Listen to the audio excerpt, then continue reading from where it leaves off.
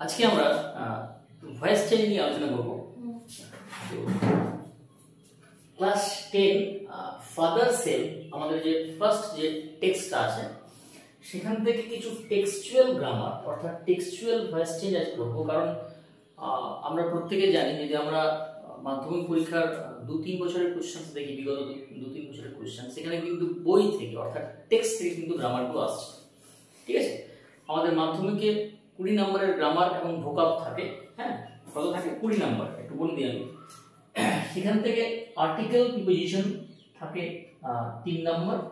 হ্যাঁ, টেন্স থাকে 3 নম্বর, টেন্স বা ভার্ব, এবং ফ্রেজাল ভার্ব থাকে 3 নম্বর, এবং গ্রামার থাকে 3 নম্বর। গ্রামার বলতে একটা ভয়েস প্রতিবারই থাকে, একটা ন্যারেশন থাকে, এবং আরেকটা সেটা ডিগ্রি চেঞ্জ থাকে। কোনো সময় কোনো সিম্পল, কমপ্লেক্স, কম্পাউন্ড, ক্লজ, এগুলোতে প্রশ্ন থাকে। এবং সেগুলো কিন্তু বই থেকে দিচ্ছে এখন। হ্যাঁ, টেক্সট থেকে আমাদের যে পড়াগুলো আছে সেখান থেকে দিচ্ছে, সেটা ভয়েস হোক, ন্যারেশন হোক, বা জয়েনিং হোক, ক্লজ হোক, যাই হোক না কেন, কিন্তু টেক্সট থেকে দিচ্ছে। ফলে আমাদের টেক্সটগুলো ভালো করে পড়তে হবে। সেখান থেকে কিন্তু আর্টিকেল প্রিপোজিশনের প্রশ্ন আসতে পারে, টেন্সের প্রশ্ন আসতে পারে। সুতরাং এই জায়গাটা ভালো করে তৈরি করতে হবে। 3, 3, 6, 3, 9, 12, এবং আনসিন থেকে আরো আনসিনের যে পড়া সেখান থেকে 4টা সিনোনিম থাকে, মানে 4, 4, 2, 8, 2 নম্বর করে থাকে। ওই আনসিন থেকে সিনোনিম বার করতে হবে। তাহলে এই 20 নম্বর হচ্ছে আমাদের গ্রামার এবং ভোকাবুলারি। তো আজকে আমরা ওই ভয়েস চেঞ্জ কিছু আলোচনা করব, আমরা করবো আর কি। হ্যাঁ, কোথা থেকে? ক্লাস 10 এর ফার্স্ট যে লেসন ফাদার সেল। দেখ, ফার্স্ট কোশ্চেন হচ্ছে যে Samuel was teaching arithmetic. Samuel was teaching arithmetic. দেখ, এটা কোন টেন্সে আছে? Subject was ING, was plus verb plus ING, object. ঠিক আছে, পাস্ট কন্টিনিউয়াসে আছে, তাই না? তাহলে এটা হচ্ছে আমার অবজেক্ট। তাহলে আমরা জানি যে অ্যাক্টিভ থেকে প্যাসিভ করার সময় অ্যাক্টিভের অবজেক্টটা প্যাসিভে কি হয়? সাবজেক্ট হয়। তাহলে কি হবে? Arithmetic. the subject called arithmetic. ওকে, এরপর এটা একটা সাবজেক্ট, একটা সিঙ্গুলার সাবজেক্ট। তিনি অ্যারিথমেটিক পড়াচ্ছিলেন, পাটিগণিত পড়াচ্ছিলেন। তাহলে সিঙ্গুলার, তাহলে কি হবে? ওয়াজ, তাই তো? আচ্ছা, আইএনজি আছে, তার মানে বিং হবে। তাহলে অ্যারিথমেটিক ওয়াজ বিং। টিচ, এই টিচের থার্ড ফর্ম কি হবে? টিচ, টট, টট। তাহলে arithmetic was being taught by Samuel। ঠিক আছে, arithmetic was being taught by Samuel। Clear? 2 নম্বর দেখ, এটা কোশ্চেন দিয়ে আছে, প্রশ্ন দিয়ে, যে does he always scold the students? মানে তিনি কি প্রায় ছাত্রদের বকাবকি করেন? স্কোল্ড মানে হচ্ছে বকাবকি করা, তিরস্কার করা। এরপর এখানে একটা মনে রাখবি যে ডাজ দ্বারা আছে, মানে কোশ্চেন দ্বারা আছে। ফলে ডু বা ডাজ যদি থাকে, ডু বা ডাজ যদি থাকে, সেক্ষেত্রে কিন্তু এম ইজ আর হবে। কি হবে? এম ইজ আর দিয়ে শুরু হবে, এম ইজ আর। ঠিক আছে, তো এমটা বসে আই এর ক্ষেত্রে। যদি সাবজেক্ট থাকে আই, তখন হবে এম। বাকি যদি হয় সিঙ্গুলার সাবজেক্ট, সেক্ষেত্রে ইজ, আর যদি হয় প্লুরাল, সেক্ষেত্রে আর। তাহলে এখানে কি আছে? সাবজেক্টটা মানে অবজেক্ট, এই যে অবজেক্টটা, এই অবজেক্টটা তো সাবজেক্ট হবে। স্টুডেন্টস আছে মানে প্লুরাল, তাহলে আর। তাহলে কি হবে? Are the students, are the students, are the students always scolded. এর ভিতরে কি হচ্ছে? Scold, scolded, scolded. তো are the students always scolded কার দ্বারা? By him. ঠিক আছে, third number question. Father had composed a long letter to the headmaster. Father had composed, তাহলে had composed, had plus v3 কোন টেন্সে আছে? past perfect এ আছে। আচ্ছা, সাবজেক্ট অবজেক্ট কোনটা এখানে? a long letter। তাহলে একে সাবজেক্ট কর, কি হবে? a long letter। কি হবে? had been। আমরা জানি had থাকলে কি হয়? had এর সঙ্গে একটা been বসবে, যেমন has এর থাকলে been হয়, একইভাবে had থাকলে been হয়। তাহলে a long letter had been composed to the headmaster। লাগিয়ে দেবে a long letter had been composed to the headmaster কার দ্বারা by father ওকে আচ্ছা এখানে একটা কোশ্চেন মার্ক হবে আর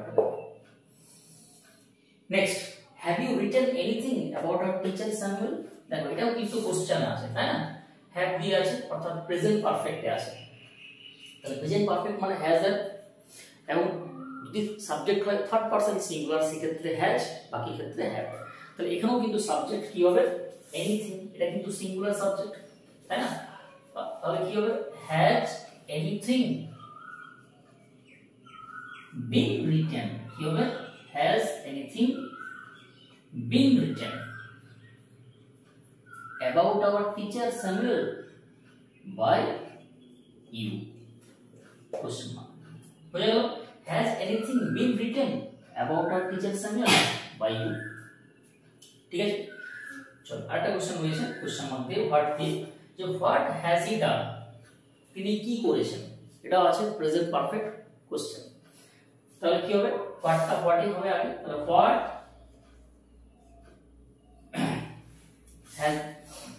has been done by him কি হবে what has been done by him তাহলে what has he done তিনি কি করেছেন তাহলে what has been done by him আচ্ছা আমরা পরের আরো পাঁচটি ভয়েস চেঞ্জ করি যেমন his conscience bothered him ঠিক আছে তার বিবেক তাকে দংশন করেছিল বদার মানে জ্বালাতন করা হ্যাঁ কনসেন্স মানে কি বিবেক তাহলে এখানে হিম আছে হিমটা অবজেক্ট এই হিমকে সাবজেক্ট করলে কি হবে হি ওকে এরপর বদার এটা V2 তে আছে তাহলে কি হবে হি ওয়াজ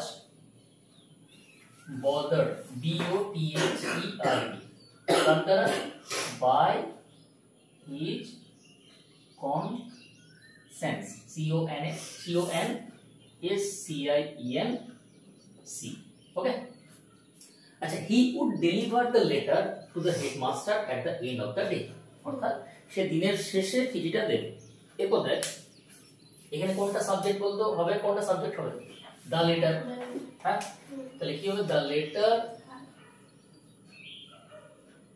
would be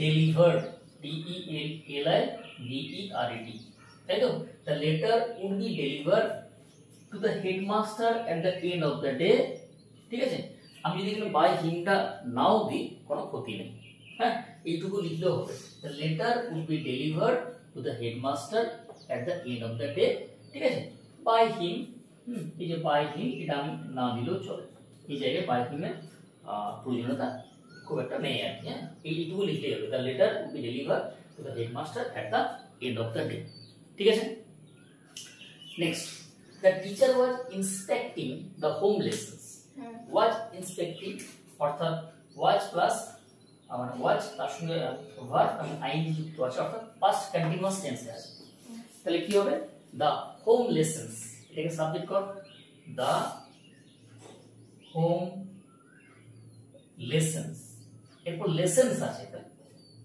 প্লুরালে আছে তো the home lessons were being আমরা জানি যদি সিঙ্গুলার হয় সেক্ষেত্রে হয় was আর যদি হয় প্লুরাল সেক্ষেত্রে হয় were তাহলে the home lessons were being inspected কার দ্বারা by the teacher okay I have not done my homework I have not done my homework অর্থাৎ আমি আমার বাড়ির কাজ করিনি তাহলে my homework এটা সাবজেক্ট কর my homework এটা সিঙ্গুলার হয়ে গেল তাহলে কি হবে হ্যাজ হবে যদি সিঙ্গুলার হয় সেক্ষেত্রে হ্যাজ আর যদি হয় প্লুরাল সেক্ষেত্রে হ্যাভ তাহলে কি হবে my homework has not been negative আছে তাহলে my homework has not been done এখানে আমি যদি by me না দিই কোনো ক্ষতি নেই এখানে যদি আমি by me না দিই কোনো ক্ষতি এইটুকু লিখলে হবে my homework has not been done